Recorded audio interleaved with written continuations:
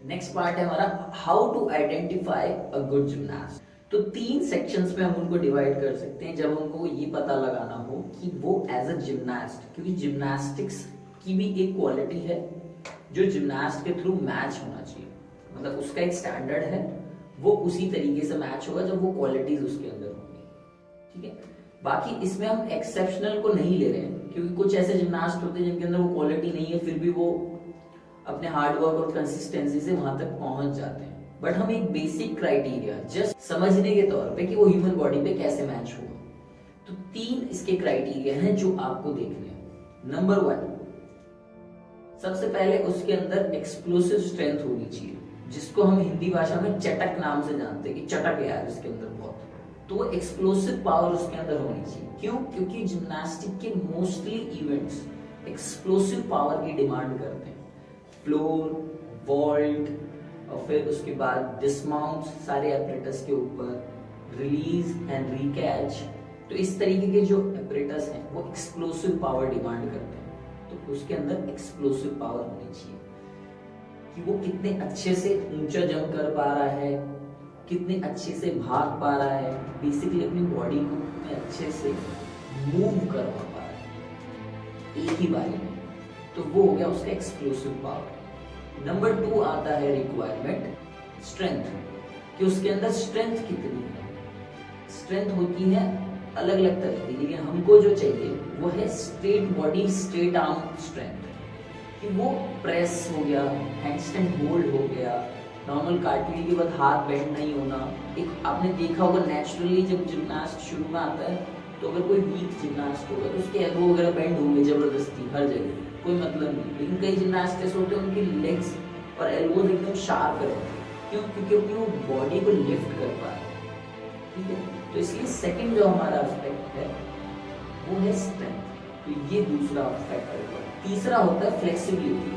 अब फ्लेक्सिबिलिटी हमने तीसरे पे क्यों रखी है? क्यों? क्योंकि अगर वो जिम्नास्टिक्स हॉल में रेगुलर आएगा तो उसकी फ्लेक्सिबिलिटी नो डाउट इम्प्रूव हो ही जाएगी, लेकिन एक्सप्लोसिव पावर हमको डेवलप करने में काफी टाइम लगेगा। क्यों? क्योंकि उसकी जो एडोलेसेंट एज है 16 साल, 14 साल, 12 साल, वो बहुत लेट है, तो उस वक्त पे वो ग्रो होती है एक्सप्लोसिव पावर। अगर हमको नेचुरली इनिशियल लेवल पे मिल जाए राइट टाइम पे हम लोग वो अचीवमेंट्स ले पाएंगे। इसलिए मैंने थर्ड फैक्टर रखा है फ्लेक्सिबिलिटी, क्योंकि हम उसको डे बाय डे हम ग्रो कर सकते हैं।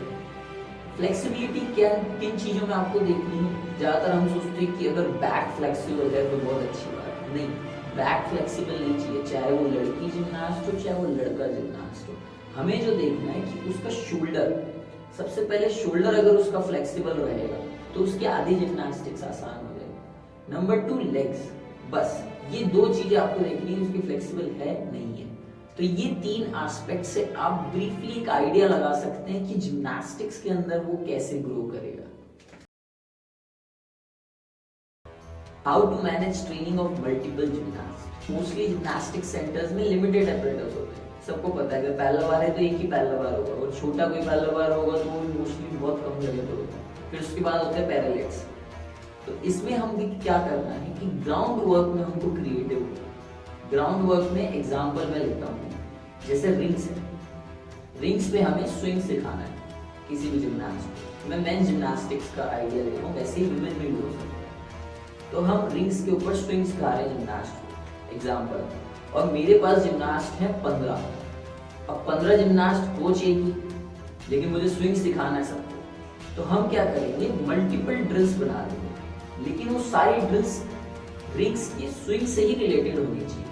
कारण ये क्योंकि वो जिम्नास्ट नंबर 1, जिम्नास्ट नंबर 8 जो अलग अलग स्टेशन पे, तो वो कहीं ना कहीं उसको देख रहा है, तो सबकॉन्शियसली वो उन सब चीजों को देख रहा है और सीख भी रहा है।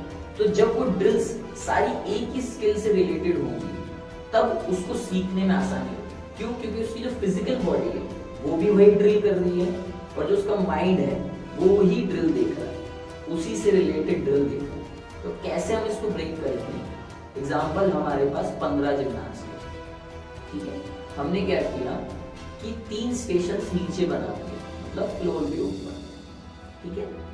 Chest up rocking, chest down rocking, 2 station ये हो गए। दूसरा हो गया नीचे और हाथों को अप एंड डाउन कर रहा, लेकिन आपके लेग्स लिफ्टेड है, ठीक है। तो अभी क्या कर रहे हैं हम, मूवमेंट हमने बच्चे को कम दिया है ताकि मुझे उसको बार बार नोटिस ना करना पड़े कि उसके अंदर गलती कम होने के चांसेस है, ठीक है। ऐसे 3 स्टेशन बनाए, हर एक स्टेशन पे आपने 2-2 बच्चों को रखा, 6 बच्चे यहाँ हो गए।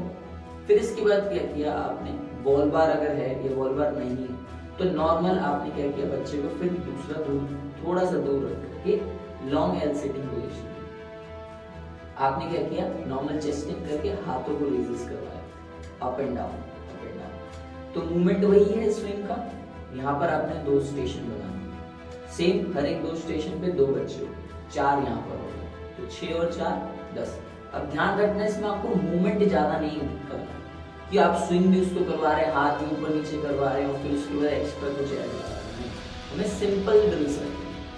तो 10 बच्चे यहाँ पर हो गए। अब क्या किया आपने, 5 बच्चे आपके पास है मेन रिंग्स पे जहाँ आप उनको सपोर्ट करें, हेल्प करें। तो वहाँ क्या होगा कि एक बार में एक ही जिम्नास्ट लेगा और 4 जिम्नास्ट का रेस्ट हो जाएगा। क्यों? क्योंकि वो पूरे स्टेशन से कंटिन्यू आ रहे हैं। वहां पर आपने क्या किया, नंबर ऑफ रेपिटेशन सेट कर दिए, जैसे 10 से 12 रेपिटेशन, 12 से 15 रेपिटेशन। ये आपको इंटेंसिटी ध्यान रखनी पड़ेगी किस ड्रिल में कितना टाइम लग सकता है। अब इसमें क्या होता है, कई बच्चे जल्दी फिनिश कर देते हैं और कई बच्चों को टाइम लगता है। उसमें क्या करना है आपको, कोई भी एक न्यूट्रल ड्रिल सोचनी है जहां उस बच्चे को बता के रखनी है। एग्जाम्पल, उसका फिनिश हो गया तो आपने क्या करा, एक न्यूट्रल ड्रिल जिसके अंदर बच्चों के ऊपर लोड ना पड़े। तो नॉर्मल आपने हाथों को ऊपर रेस करवा के चेस्टिंग, बस इस पोजीशन में होल्ड, नो मूवमेंट।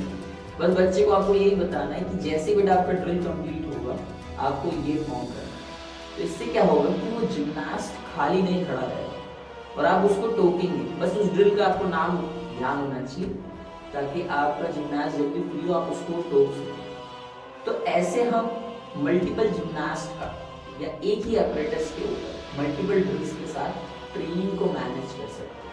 तो ये एक आइडिया हुआ। तो ये कुछ 3 टॉपिक्स थे हमारे डे 3 के। आई होप आपने नोट डाउन किए हों और आप ऐसे ही वीडियो के लिए हमारे साथ बने रहे, क्योंकि 7 डेज कोचिंग प्रोग्राम एकदम फ्री है। जस्ट ये मेरा एक एफर्ट है ताकि मैं जो जिम्नास्टिक्स से रिलेटेड बेसिक मुझे अंडरस्टैंडिंग हुई है मेरे 17 ईयर्स ऑफ एक्सपीरियंस से, वो मैं आप लोगों के साथ शेयर कर सकूं। तो मिलते हैं डे 4 में।